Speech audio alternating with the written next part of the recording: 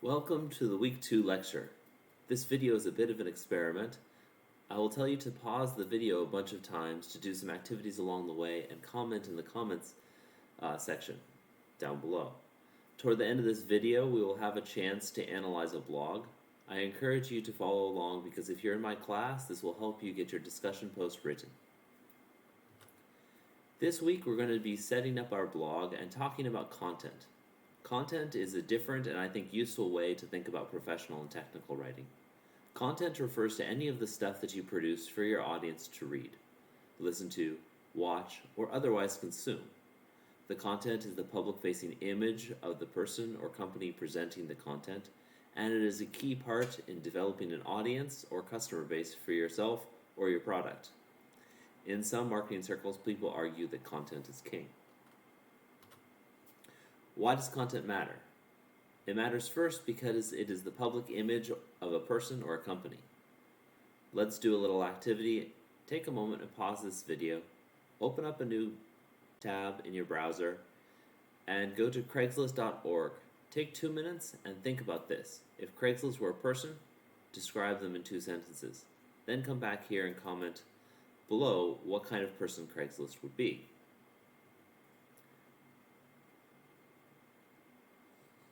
Welcome back.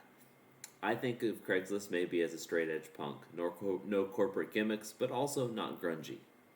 Now do the same thing with the University of Washington website, which is www.washington.edu. Again, comment below.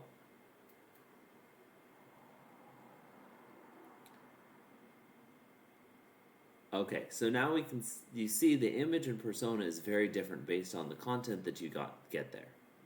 Besides being important in generating a persona, content also provides a great way to generate an audience.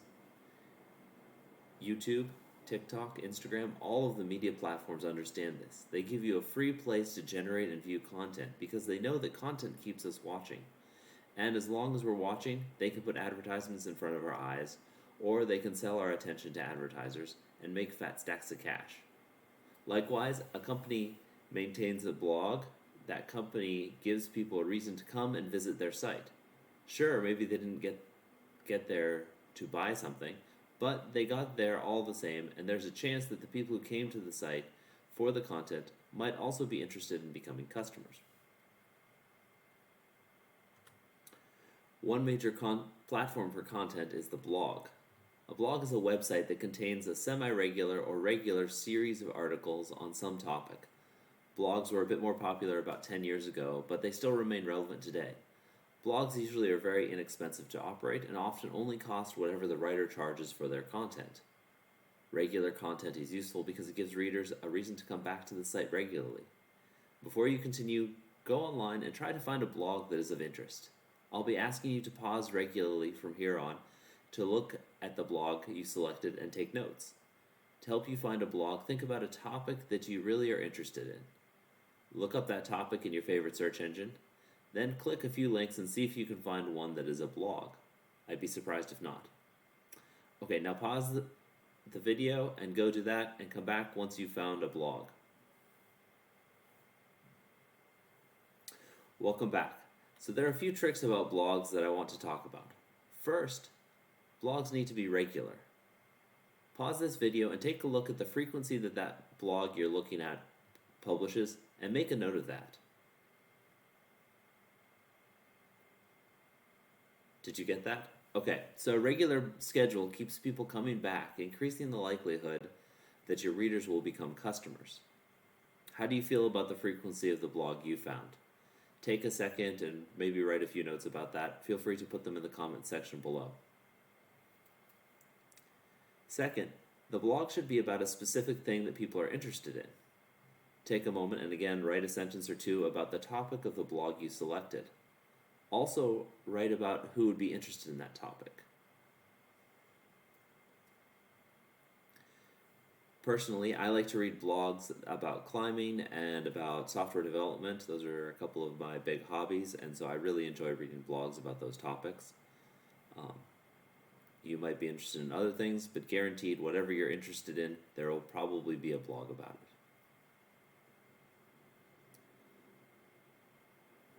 Third, the content in a blog should be relatively short. You can do a long form pieces from time to time, but generally people have short attention spans, so regular short pieces are probably better than occasional long pieces. Also, the content doesn't always have to be fire. Take a moment and read through a few of the posts and see how long they are and what percentage of them are really good and what percentage are just average.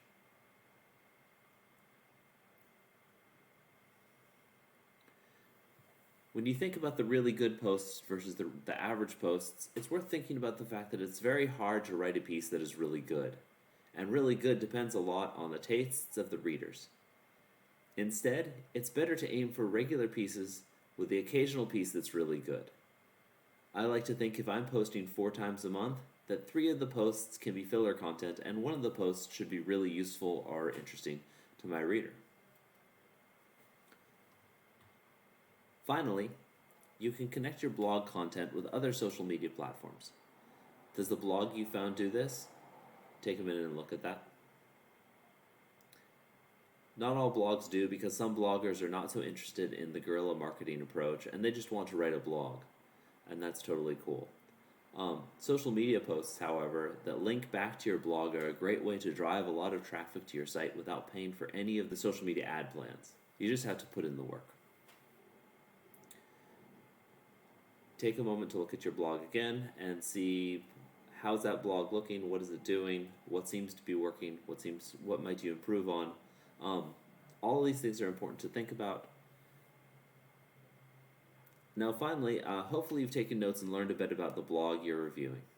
If you're in my class, you'll be writing discussion posts, and if you took these notes, you're already 3/4 of the way there. You just need to write up a paragraph or 2 from those notes. If not, feel free to post in the comments below.